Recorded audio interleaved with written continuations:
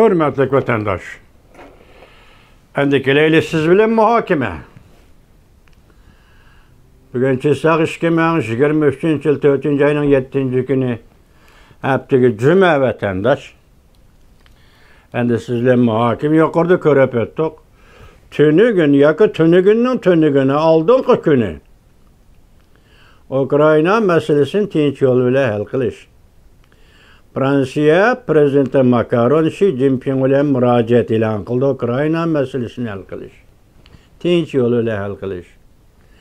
Onun avvalda biz sizlarga so'zlagan leksiyamizda Jungoning Yevropa İttifaqı turishliq bosh elchisi Bozun Rossiyaning Ukrayna territoriyalarini va hatto Krimiyani yutib olishini e'tirof qilmaymiz. Katta gap.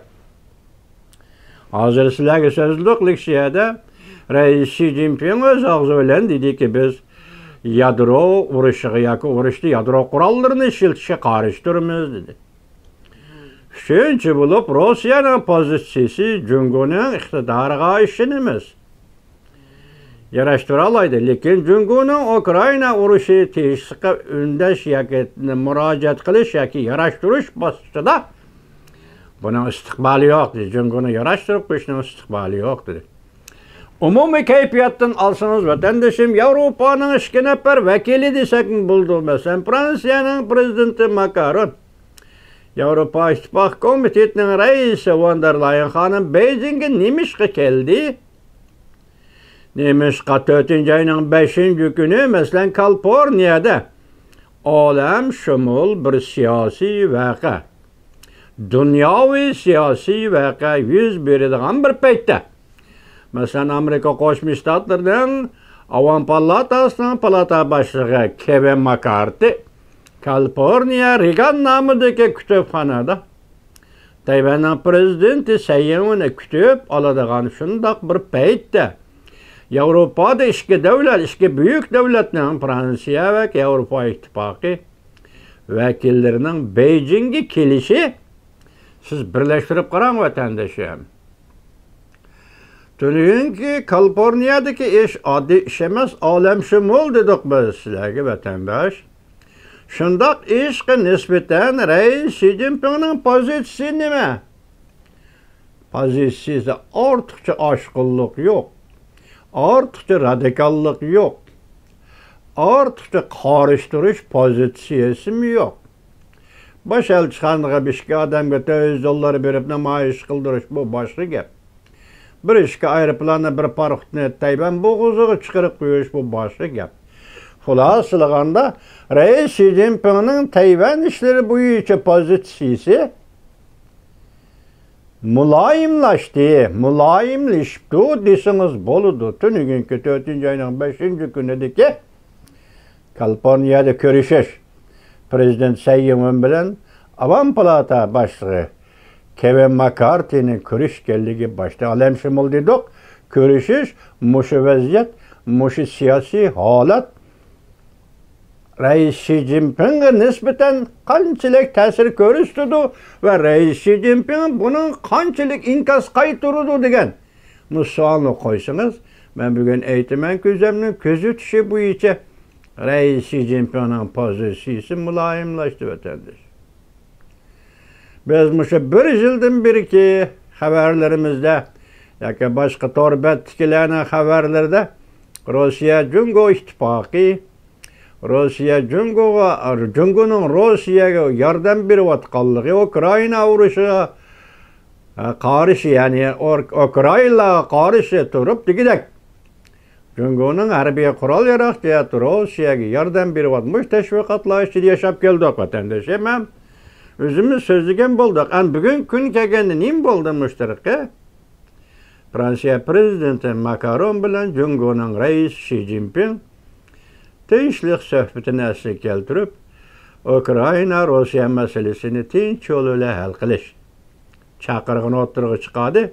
Lekin bu o'tirlikda boshida aytganda ikki masala yadro qurollari ishlatmaslik, Ukraynaning territoriyasi va Krimiyani yutib olishni e'tirof qilmaymiz. Bu bir pozitsiya, ikki xil pozitsiya. Tayvan ishlari Prezident Sayın'ın Kaliforniyaga kelishi Avam Palata başlig'i Kevin McCarthy'ning ko'rishganligi, suhbatlashganligi va dog'dug'uluq dabdabalik darajasi ko'tarilganligi bu ko'rilishning tarixiy xarakterlik deb tasvirlanganligi bu ko'rilishning xo'sh buning nisbatan Rais Xi Jinpingning pozitsiyasi muloyim bo'lganligi. Shundaqla Rossiya Ukraina urushidami Rais Xi Jinping pozitsiyasining muloyim bo'lganligini, o'zgarganligini. Masalan, Rossiyaning Ukraina zaminlarini yutib olishini e'tirof qilmaymiz deganligi bu katta gap. Boshqa so'zlarda yana bo'lish mumkin. Ma'qul endi Jungo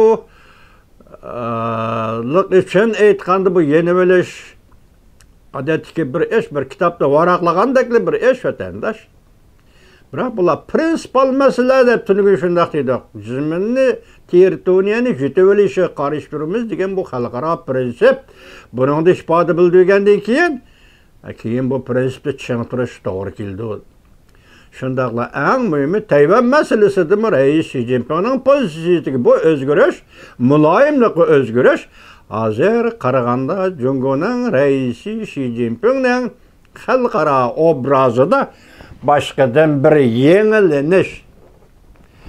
Xalqaro obrazning yana boshqa bir muhitga vaziyat ichiga kirib kelganligini xalqaro munosabatlarda Rais Xi Jinping boshchiligida Jungnanxayning pozitsiyasining o'zgarganligi sababini demaymiz, bilmaymiz buni sababini nima ekanligini, lekin shu kunda Ukraina masalasi bilan Tayvan masalasida Rais Xi Jinping pozitsiyasining muloyimlashganligi bütün dünya qarshi oladigan ish vatandosh. Siz bilan biz ham qarshi olamiz, lekin shunday savol qo'yamiz. Endi oldingizda bir masala turibdi Rais Xi Jinping. Tibet masalasiga shunday muloyim pozitsiya tutamsiz ha? Shunday muloyim pozitsiya qo'llanishingiz kerak Rais Xi Jinping. Uyg'uriston masalasida shunday muloyim pozitsiya tutamsiz ya? Shunday muloyim pozitsiyada bo'lishingiz kerak Rais Xi Jinping.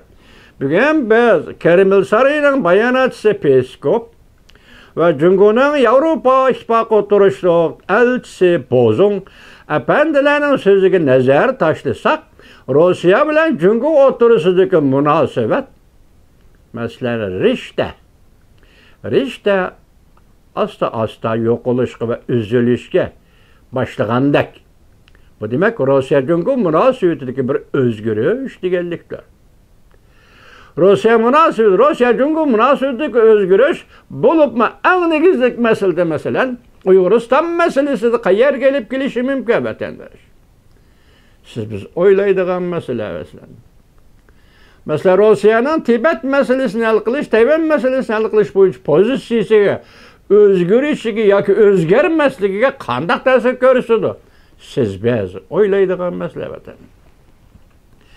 Hesapda Peskovning Kreml sarayining bayonotchisining bayonoti va Jungoning bosh elchisi Yevropa ittifoqidagi Bozungning bayonoti araliqda qaraganda hozir Rossiya Jungo diplomatiya munosabatlaridagi, qo'shnidorchilik munosabatlaridagi, tuzum xarakterlik munosabatlaridagi, partiyalar o'rtasidagi munosabatlaridagi va rayon doirasidagi munosabatlar va geopolitikalik siyosat doirasidagi munosabatlar hammasi qo'shganda uni bir rishta desak, bu rishtaning ichida bog'lab turgan bu ikki davlat munosabatini birdan bir omil Uyg'uriston masalasi desak, bugun bu oraliqda bir yo'choq, bir bo'shliq paydo bo'ldi vatandoshim. Peskovning bayonoti va Yevropa ittifoqi turishliq Jungoning vakili Bozungning bayonoti o'tirdi, bir oraliq paydo bo'ldi.